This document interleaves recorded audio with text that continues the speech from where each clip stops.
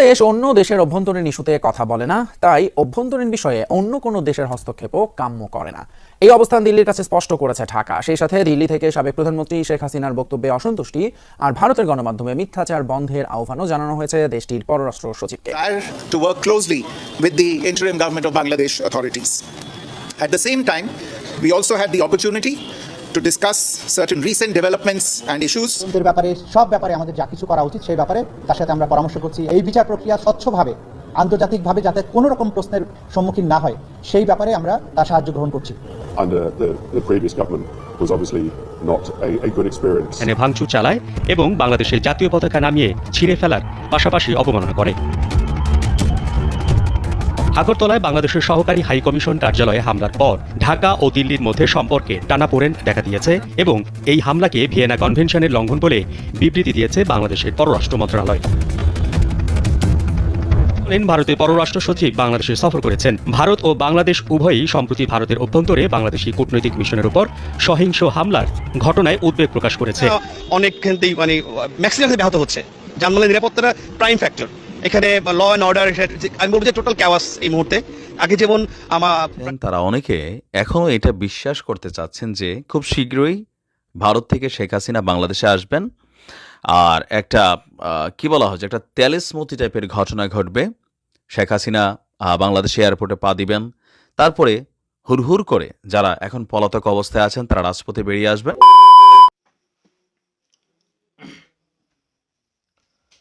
আসসালামু আলাইকুম রহমতুল্লাহ। সবাই কেমন আছেন? আশা করি সবাই অনেক অনেক ভালো এবং সুস্থ আছেন। সবাইকে স্বাগতম জানাচ্ছি আমাদের আরেক নতুন ভিডিওতে। প্রতিদিনের মতো আমি আপনাদের সিরিয়াত ফারুকি আবারও চলে আসলাম নতুন একটা ভিডিও নিয়ে। আজকের ভিডিও টাইটেল এবং থাম্বনেল দেখে ইতিমধ্যেই বুঝতে পেরেছেন আজকে কি বিষয়টা নিয়ে কথা বলবো। আজকে যে বিষয়টা নিয়ে কথা বলবো খুবই গুরুত্বপূর্ণ একটা বিষয়। তো দর্শক, ইতিমধ্যে আপনারা সবাই ভিডিওর শুরুতেই কিছু অংশ দেখেছেন ভিডিওর।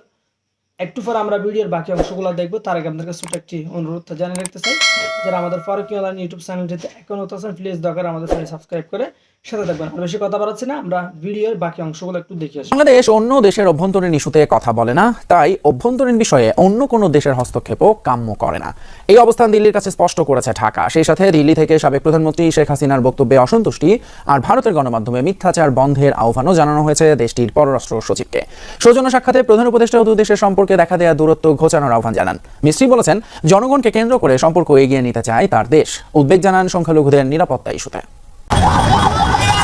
5 আগস্টের রাজনৈতিক পট পরিবর্তনের পর ভারতীয় কোনো কূটনীতিকের প্রথম বাংলাদেশ সফর। ফরেন অফিস কনসালটেশনের সচিব পর্যায়ের বৈঠকে অংশ নিতে সকাল 8:20-এ ঢাকা পৌঁছান ভারতের পররাষ্ট্র সচিব বিক্রম মিশ্রি। কয়েক ঘন্টার এই সফরে মিশ্রি প্রথমেই যোগ দেন নির্ধারিত সচিব পর্যায়ের বৈঠকে। রাষ্ট্রীয় অতিথি ভবন পদ্মায় পররাষ্ট্র সচিব জসিমউদ্দিনের সাথে 3.5 ঘন্টারও বেশি আলোচনা করেন দ্বিপাক্ষিক নানা বিষয়ে, যেখানে সীমান্ত হত্যা, পানি ব্যবস্থাপনা, বন্যা প্রতিরোধ, ব্যবসা বাণিজ্য, ভিসা স্বাভাবিক করার পাশাপাশি বাংলাদেশ নিয়ে ভারতীয় গণমাধ্যমের মিথ্যা প্রচারণা বন্ধের তাগিদ ছিল ঢাকার।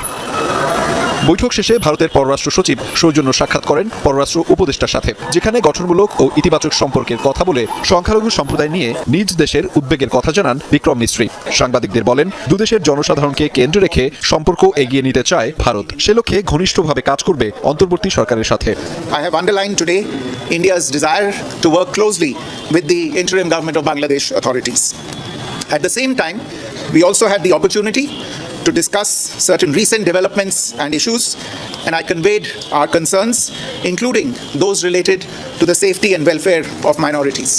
যদিও বিষয়গুলো আমলে নিতে নারাজ ঢাকা, সাফ জবাব দেশের সব নাগরিকের ধর্মীয় স্বাধীনতা নিশ্চিত করছে সরকার। তারপরও কোনো ঘটনা হলে সেটিকে বাংলাদেশের অভ্যন্তরীণ বিষয় হিসেবে উল্লেখ করেন পররাষ্ট্র উপদেষ্টা। দিল্লিতে বসে শেখ হাসিনার দেয়া বক্তব্যে ঢাকার অসন্তুষ্টির কথাও জানানো হয় বিক্রম মিশ্রিকে। বাংলাদেশের জুলাই আগস্ট বিপ্লব এবং বিপ্লব পরবর্তী সংখ্যালঘুদের প্রতি কথিত বৈরী আচরণ নিয়ে ভারতীয় গণমাধ্যমে অপপ্রচার, মিথ্যা তথ্য এবং বিভ্রান্তিকর বয়ান রয়েছে। সে বিষয়ে আমরা ভারত সরকারের প্রতি দৃষ্টি আকর্ষণ করে এই বিষয়ে যথাযথ পদক্ষেপের অনুরোধ জানিয়েছি। আমি ভারতের পররাষ্ট্র সচিবকেও স্মরণ করিয়ে দিয়েছি যে বাংলাদেশ অন্য দেশের অভ্যন্তরীণ বিষয়ে মন্তব্য করা থেকে বিরত থাকে এবং অন্যান্য দেশেরও একই ধরনের শ্রদ্ধাবোধ আমাদের প্রতি দেখানো উচিত। সফরের শেষ ভাগে প্রধান উপদেষ্টার সাথে তার বাসভবন যমুনায় সাক্ষাৎ করেন বিক্রম মিশ্রি। সেখানেও কড়া বার্তা দেন ডক্টর ইউনুস। সংখ্যালঘু ইস্যুতে ভারতের গণমাধ্যমে মিথ্যাচার রোখার আহ্বান জানিয়ে প্রফেসর ইউনুস দুদেশের সম্পর্কে যে মেঘ তৈরি হয়েছে তা দূর করার আহ্বান জানান। বিভিন্ন প্রোপাগান্ডা যেগুলো চালানো হয়েছে সেটার ব্যাপারে উদ্বেগ চালানো হয়েছে এবং হচ্ছে, সেটার ব্যাপারে উদ্বেগ জানানো হয়েছে এবং আমাদের ক্ষমতাচ্যুত প্রধানমন্ত্রী যিনি ওখানে আশ্রয় নিয়েছেন, তিনি সেখান থেকে কথাবার্তা বলছেন এবং বিভিন্ন কথাবার্তা বলার মাধ্যমে এক ধরনের উত্তেজনা তৈরি করার চেষ্টা করা হচ্ছে, সেটার ব্যাপারে উদ্বেগ খুব স্পষ্ট করে আমাদের পক্ষ থেকে তাদেরকে জানিয়ে দেওয়া হয়েছে। বৈঠক শেষে সন্ধ্যায় প্রধান উপদেষ্টার বাসভবন যমুনায় ব্রিফিংয়ে উপদেষ্টা রিজওয়ানা হাসান জানান, ভারত বাংলাদেশের সাথে সম্পর্ক জোরদারে আগ্রহ প্রকাশ করেছে। আহমেদ রেজা। আগেও আপনাদেরকে বলেছিলাম যে আন্তর্জাতিক অপরাধ ট্রাইব্যুনালের যে প্রসিকিউশন এজেন্সি, চিফ প্রসিকিউটরের অফিস, সেখানে এই চিফ প্রসিকিউটরকে এবং তার প্রসিকিউশন এজেন্সিকে সাপোর্ট করার জন্য, অ্যাডভাইস করার জন্য, এবং আমাদের এই বিচার প্রক্রিয়া যাতে করে আন্তর্জাতিক একটা স্ট্যান্ডার্ড অনুযায়ী হয়, এইখানে যাতে কেউ কোনো প্রশ্ন তোলার সুযোগ না পান, সেই কারণে আমরা এখানে চিফ প্রসিকিউটরকে অ্যাডভাইস করার জন্য একজন ফরেন কনসালটেন্ট আমরা অ্যাপয়েন্ট করেছি চুক্তির মাধ্যমে, যিনি আমাদেরকে আন্তর্জাতিক স্ট্যান্ডার্ড অনুযায়ী এই বিচার প্রক্রিয়া চালিয়ে নেওয়ার ব্যাপারে, প্রসিকিউট করার ব্যাপারে যিনি আমাদেরকে সাহায্য করবেন। সেই কারণে আন্তর্জাতিক খ্যাতিসম্পন্ন একজন ফৌজদারি আইন বিশেষজ্ঞ, যিনি ফর্মার ইউগোস্লাভিয়ার ওয়ার ক্রাইমস এবং ক্রাইমস এগেন্স্ট হিউম্যানিটি এইসব ব্যাপারে মামলা করার অভিজ্ঞতা সম্পন্ন, যিনি বিভিন্ন দেশে বিভিন্ন আন্তর্জাতিক ট্রাইব্যুনালে মামলা পরিচালনা করার তার অভিজ্ঞতা আছে বিশ্বব্যাপী। সে কারণে মিস্টার টবি ক্যাডম্যানকে আমাদের এই প্রসিকিউশন এজেন্সির অ্যাডভাইজার হিসেবে আমরা অ্যাপয়েন্ট করেছি। তিনি বাংলাদেশে এসেছেন, আমাদের সাথে মিটিং করছেন, বিভিন্ন বিষয়ে পলিসি নির্ধারণের ব্যাপারে, স্ট্র্যাটেজি নির্ধারণের ব্যাপারে, তদন্তের ব্যাপারে, সব ব্যাপারে আমাদের যা কিছু করা উচিত সেই ব্যাপারে তার সাথে আমরা পরামর্শ করছি। এই বিচার প্রক্রিয়া স্বচ্ছভাবে, আন্তর্জাতিকভাবে যাতে কোনো রকম প্রশ্নের সম্মুখীন না হয় সেই ব্যাপারে আমরা তার সাহায্য গ্রহণ করছি। একইভাবে আপনারা জানেন যে আমাদের আইনে আমরা সেটাও করেছি যে ডিফেন্সের পক্ষ থেকেও তারা যদি এই ধরনের কনসালটেন্ট নিয়োগ করতে চান, তাদের পক্ষে অ্যাডভাইস গ্রহণ করার জন্য সেটাও তারা করতে পারবেন, কিন্তু তারা কোর্ট রুমে লয়ার হিসাবে সরাসরি করতে হলে বার কাউন্সিলের পারমিশন ছাড়া করতে পারবেন না। টবি ক্যাডম্যান আমাদের পক্ষে আছেন, তিনি আমাদের অ্যাডভাইস করছেন। আজকে তিনি এসে আমাদের সাথে ফর্মাল মিটিং করেছেন। তিনি ইচ্ছা প্রকাশ করেছিলেন যে মিডিয়ার সামনে তিনি কথা বলতে চান, সে কারণে আজকে আমরা তাকে নিয়ে এসেছি। তিনি এখন আপনাদের সামনে কথা বলবেন। Thank you very much. So, first of all, just let me say it's a privilege and an honour to be assisting the Chief Prosecutor and his team. I have been appointed by the Law Ministry to serve as a Special Advisor to the Prosecution Section based on my previous experience in dealing with these matters in a number of different jurisdictions. This is my second visit. I was here a couple of months ago to meet with the Chief Advisor, with the Law Advisor of the Attorney General, and at that time the newly appointed Chief Prosecutor, to advise on some of the areas that I think needed to be addressed. Certainly from my previous experience of the ICT under the previous government was obviously not a good experience, and there were a great deal of criticisms as to how the process was politically manipulated. What was very clear from my discussions with the interim government that this is very much a new chapter, and a chapter aimed towards justice, not retribution and not revenge. For that reason, the ICT Act has gone through some amendments with a view to ensuring that international standards are maintained, the highest standards are maintained, and that any investigation, prosecution and trial will be transparent in accordance with the law and conducted by independent and impartial professionals. Having had meetings the last 2 days, I believe that there are still amendments that need to be made. I think great steps have been taken already. A lot of work needs to be done. I've had the opportunity to discuss with the investigators and the prosecutors this morning. I'm hugely impressed with the work that they've done. The work has been done to a very high professional standard. But what I would say is that the people of Bangladesh, and the media in particular, you have to be patient and you have to allow the prosecutors and investigators to do their job properly. These are very complex cases. These are very important cases. It is essential that they are done properly, and it is essential that those that are standing with me today are allowed to do their work without external interference. That being said, this process is going to require the full assistance and support of the international community. I've discussed with the United Nations, I've discussed with the UK, US embassies, and with the EU, and there is a great deal of support for this process because it is regarded as being a credible process and a much needed process to re-establish the rule of law in Bangladesh. I think you can all see the progress that has been made so far politically and legally. That process will be continued, and I will do whatever I can to support this office to ensure that these trials meet the highest international standards. But again, you have to be patient because these are complex matters, complex investigations that are going to take a great deal of time. The final point I would make is that We have had discussions with our colleagues at the International Criminal Court as well, based on the prosecutor, Mr. Karim Khan's recent visit to Bangladesh and his meeting with the chief advisor. There will be close cooperation with the International Criminal Court. But let me say this, it is essential that these trials are conducted here in this court, in Bangladesh, so that the whole of Bangladesh can see the standards that are being applied and can have faith in their institutions for the first time since 2009. But we will be working closely with the International Criminal Court, we will be working closely with the United Nations and other institutions to ensure that all the necessary support is provided to the prosecutors, to the judges. ভারতের উত্তর পূর্বাঞ্চলীয় রাজ্য ত্রিপুরা রাজধানী আগরতলায় অবস্থিত বাংলাদেশের সহকারী হাইকমিশনে সম্প্রতি হামলার ঘটনা ঘটেছে। হামলার সময় উগ্র হিন্দুত্ববাদীরা সেখানে ভাঙচুর চালায় এবং বাংলাদেশের জাতীয় পতাকা নামিয়ে ছিঁড়ে ফেলার পাশাপাশি অবমাননা করে। আগরতলায় বাংলাদেশের সহকারী হাইকমিশন কার্যালয়ে হামলার পর ঢাকা ও দিল্লির মধ্যে সম্পর্কে টানাপোড়েন দেখা দিয়েছে এবং এই হামলাকে ভিয়েনা কনভেনশনের লঙ্ঘন বলে বিবৃতি দিয়েছে বাংলাদেশের পররাষ্ট্র মন্ত্রণালয়। এবার বাংলাদেশের কূটনৈতিক মিশনে হামলার এই ঘটনা মার্কিন পররাষ্ট্র দপ্তরের ব্রিফিংয়েও উঠে এসেছে। জীবনকে উপভোগ করার সব আয়োজন নিয়ে একটি নিশ্চিন্ত কমিউনিটি লিভিং নিশ্চিত করছে রূপায়ণ সিটি উত্তরা। সেখানে মার্কিন স্টেট ডিপার্টমেন্টের মুখপাত্র ম্যাথিউ মিলার বলেন, বাংলাদেশ ও ভারত শান্তিপূর্ণভাবে তাদের মধ্যকার বিবাদমান মতপার্থক্য দূর করবে বলে যুক্তরাষ্ট্র আশা করে। নিয়মিত সংবাদ সম্মেলনে এক সাংবাদিকের প্রশ্নের জবাবে একথা বলেন তিনি।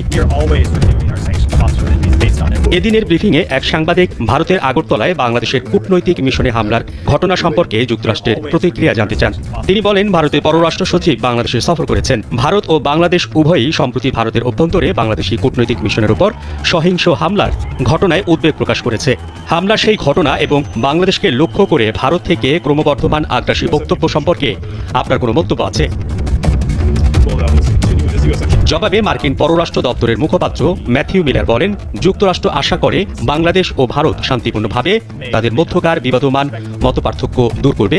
তার ভাষায় সব পক্ষ তাদের মতবিরোধ শান্তিপূর্ণভাবে সমাধান করুক, এটি যুক্তরাষ্ট্র দেখতে চায়।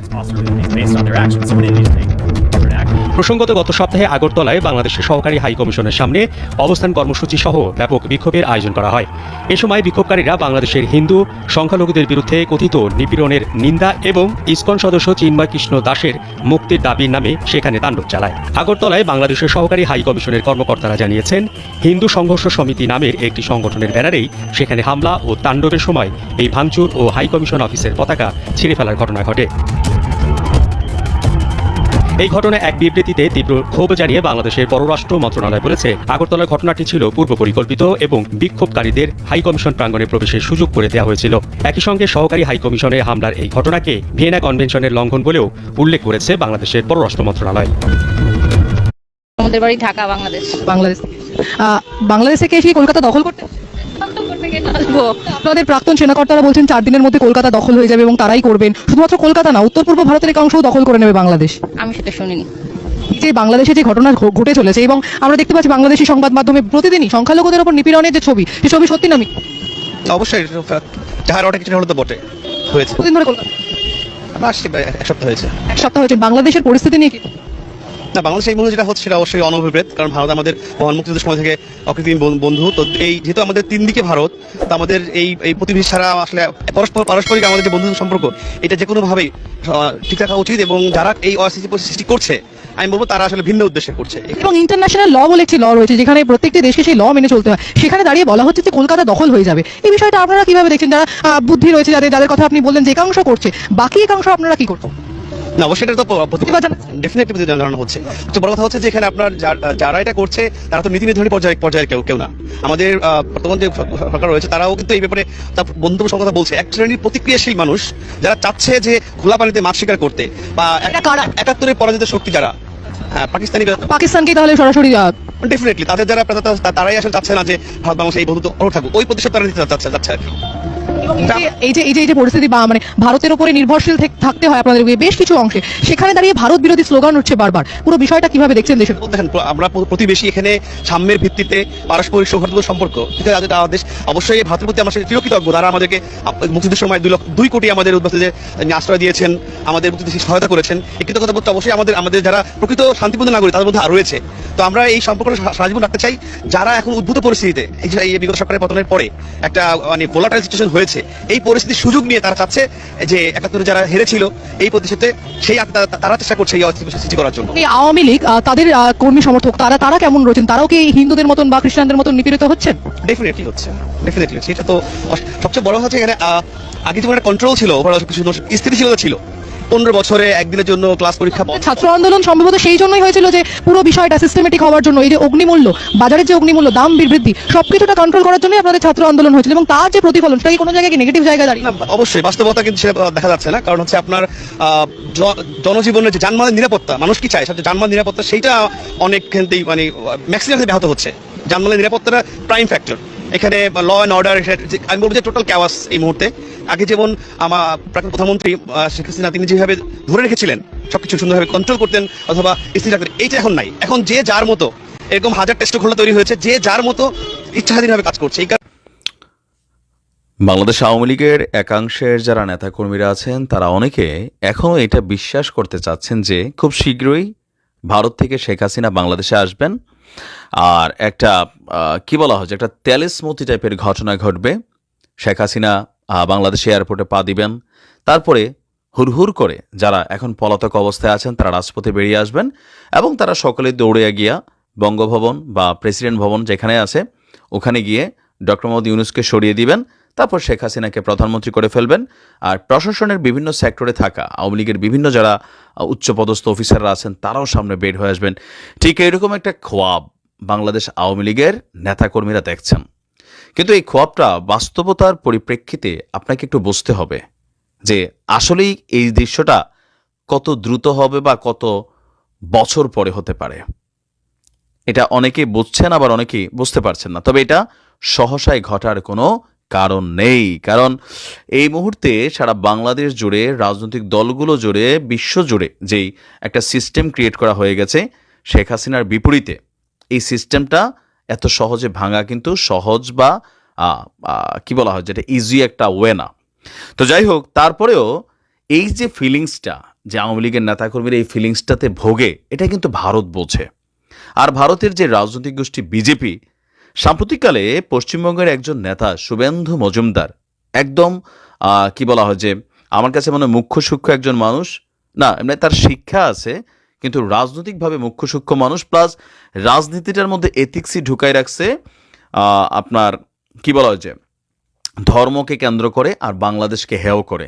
এই ব্যক্তি বাংলাদেশ নিয়ে একের পর এক যে সকল বক্তব্য দিয়েছে, মোটামুটি সারা বাংলাদেশের মানুষ কিন্তু তাকে এখন চিনেছে। এখন শুভেন্দু নতুন একটা খেলা শুরু করেছে। এই খেলাটাতে একটা সাপোর্টিং শ্রেণী কিন্তু শুভেন্দু পাচ্ছে, বিশেষ করে আওয়ামী লীগের যারা ফ্যান ফলোয়ার সমর্থক আছেন, রাজনীতির মাঠের ইস্যুগুলো অনেকটা বোঝেন না, তারাই কিন্তু শুভেন্দুর এমন বক্তব্যে মনে মনে স্বপ্ন দেখছেন। কিন্তু এগুলো শুভেন্দুদের রাজনীতি, আর আপনারা সেগুলোতে পা দিচ্ছেন। ডক্টর ইউনূসের সরকার যখন ক্ষমতায় বসছে, ভারত রাষ্ট্র হিসাবে কি স্বীকৃতি দিছে নাকি দেয় নাই? দিয়েছে। নরেন্দ্র মোদী, তার সাথে কথা হয়েছে, এটা আপনার বোঝা উচিত।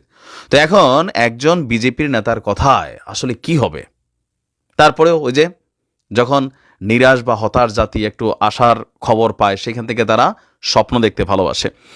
আপনার শুভেন্দু অধিকারী হঠাৎ করে এক বক্তব্য দিছে, তার এই বক্তব্যে পুরা বাংলাদেশ ভাইরাল, প্লাস আওয়ামী লীগের নেতাকর্মীরাও উজ্জীবিত হয়েছে। কি তার বক্তব্য হচ্ছে যে আপনার তিনি বলছেন যে প্রধানমন্ত্রী হিসেবেই বাংলাদেশে ফিরবে শেখ হাসিনা। গতকালকে এক বিক্ষোভ সমাবেশ থেকে এই বক্তব্যটা তিনি সামনে এনেছেন। শুভেন্দু অধিকারী সমালোচনা করেছেন বাংলাদেশের অন্তর্বর্তী সরকারের, বলছেন যে শেখ হাসিনাই বৈধ প্রধানমন্ত্রী, বাকিরা অবৈধ। এখন এই বৈধ অবৈধের খেলা হচ্ছে সংবিধান ইস্যুটা আপনার এখানে বারবার বলা হচ্ছে। তো তিনি বলছেন যে অচিরে শেখ হাসিনা প্রধানমন্ত্রী হিসাবে বাংলাদেশে ফিরবেন, ঢাকা বিমানবন্দর থেকে তাকে সেলুট করে নিয়ে যেতে হবে। এখন এটা কি ভারত মানে নির্দেশনা দিচ্ছে নাকি তারা ভবিষ্যৎ দেখছে? আমার ধারণা সে ভবিষ্যৎ দেখছে। বলছে যে বাংলাদেশের চূড়ান্ত নৈরাজ্যের পরিস্থিতি চলছে, বেছে বেছে হিন্দুদের উপরে হামলা করা হচ্ছে। আচ্ছা, এই কাজগুলো কোথায় ঘটছে? এখন শুভেন্দু অধিকারীর একটা কথা আওয়ামী লীগের পক্ষে গেছে, আমাদের অনেক ভাইরা এটাতে সাপোর্ট দিচ্ছেন। তার বাকি বক্তব্যগুলো শুনছেন? আমাদের বাংলাদেশের কোথায় বেছে বেছে হিন্দুদের উপর হামলা করা হচ্ছে? যা ঘটনা ঘটছে সবগুলা পলিটিক্যাল ইস্যুতে। এরপরেও 2-4-10টা ঘটনা ঘটছে, সেটা আমরা অস্বীকার করার সুযোগ নেই। আর সেগুলোর জন্য বাংলাদেশের নাগরিক হিসাবে, সরকারের প্রতি, রাষ্ট্রের প্রতি, জনগণ হিসেবে আমরা কিন্তু সচেতন, সমালোচনা করি, এমনকি তাদের দৃষ্টান্তমূলক সাজা চাই। তবে এই ব্যক্তি কি বলছে, হিন্দুদের মন্দির, দোকান, ঘর বাড়ি এগুলো নাকি বাইসা বাইসা একটা গোষ্ঠী ভেঙে দিচ্ছে। এদের থামানো তো দূরের কথা, মদত দিচ্ছে ডক্টর ইউনূস সরকার। অথচ বাংলাদেশ ভারতের উপরে নির্ভরশীল। কিভাবে নির্ভরশীল? মানে এখন পর্যন্ত ভারত অনেক কিছু বোঝেই না। প্রতিবেশী রাষ্ট্র হিসেবে একে অন্যের উপর আমরা নির্ভরশীল, সেটা হতে পারে, কিন্তু ভারত আলু না দিলে, পেঁয়াজ না দিলে বাঙালি না খাইয়া মরবে? এখন পর্যন্ত এই জিনিসটাই বোঝে না। বলছে যে ভারত পণ্য না পাঠালে ভাত কাপড় জুটবে না। কেন, তোমরা কি মাগনা পাঠাও নাকি কম দামে পাঠাও? টাকা দিয়ে কিনি রে ভাই, পৃথিবীর যে কোনো জায়গা থেকে কিনতে পারি, অনলাইন প্রযুক্তির যুগ। তারপর বলছে কি দেখেন, ঝাড়খণ্ডের বিদ্যুৎ না পেলে আধারে ডুববে বাংলাদেশ। এটাও একটা ডাহা মিশা কথা। তবে বিদ্যুৎ সংকটে পড়বে, আর এটার সংকটটার পিছনে কারা দায়ী? গত 53 বছর এই রাষ্ট্রকে যারা চালাইছে তারা দায়ী। আওয়ামী লীগ, বিএনপি, জাতীয় পার্টি, জামাত, এরা সবাই দায়ী। কিভাবে শায়েস্তা করতে হয় আমরা জানি। তো তুই আয়, হ্যাঁ, বটু কিন্তু কাজ করে দেব, ঘচাত করে দেব দাদন। হ্যাঁ, আচ্ছা, তারপর বলছে তারা আবার কলকাতা দখলের ডাক দিচ্ছে। এটা সম্ভবত রিজভী সাহেবের বক্তব্যটা। তবে রিজভী সাহেবের বক্তব্যের আগে কিন্তু কলকাতা থেকে একটা বক্তব্য ছিল মমতার। এখানে নানান পাল্টা বক্তব্য আছে। বলছে যে এটা হিন্দুদের অস্তিত্ব বাঁচানোর লড়াই। কোন দেশের? তোমার দেশের না বাংলাদেশের? বাংলাদেশের দায়িত্ব তোমাকে কে দিয়েছে? বলছে এই লড়াই ধর্ম রক্ষার লড়াই, বাংলাদেশে এগুলা চলে না। শুভেন্দু, তোমার দেশে তোমরা এগুলা দিয়া বিজেপির 10.5 বছর ক্ষমতায় রাখছো, জনগণকে বোকা বানাচ্ছ, আর কিছু উগ্রপন্থী মানুষকে তোমাদের দলে ভিড়ানোর সুযোগ পেয়েছো, কিন্তু বাংলাদেশে ধর্ম রক্ষার লড়াই চলে না। আমরা মুসলমানরা যারা আছি, আমরা এসব ব্যাপারে খুবই কনসার্ন। আমাদের মধ্যে একটা গোষ্ঠীর কিছু অংশ মানুষ আছে ধর্ম নিয়ে রাজনীতি করে একটা পেচকি লাগাইতে চায়, বাট বাংলাদেশের জনগণ এগুলার পাত্তা দেয় না, এগুলার মানুষ চিনে। আমরা পারস্পরিক ভালোবাসার মধ্যে আছি। আমি আবারও বলি, বিজেপির এই লোক কখনো হিন্দুদের পক্ষে কথা বলে, কখনো আওয়ামী লীগের পক্ষে কথা বলে, একটা সমর্থন বাংলাদেশের মধ্যে সে তৈরি করার চেষ্টা করে। সে জানে এই মুহূর্তে একটা রাজনৈতিক কর্মী হিসাবে আওয়ামী লীগের নেতাকর্মীরা কি শুনতে চায়। তবে এদের কথাবার্তার পেছনে মূল ফোকাসে বাংলাদেশকে হেয় করা হয়। যেই দলেরই রাজনীতি করি, বাংলাদেশ ইস্যুতে, স্বাধীনতা সার্বভৌমত্বের ইস্যুতে আমাদের কোনো ছাড়ের সুযোগ নেই। ভালো থাকুন।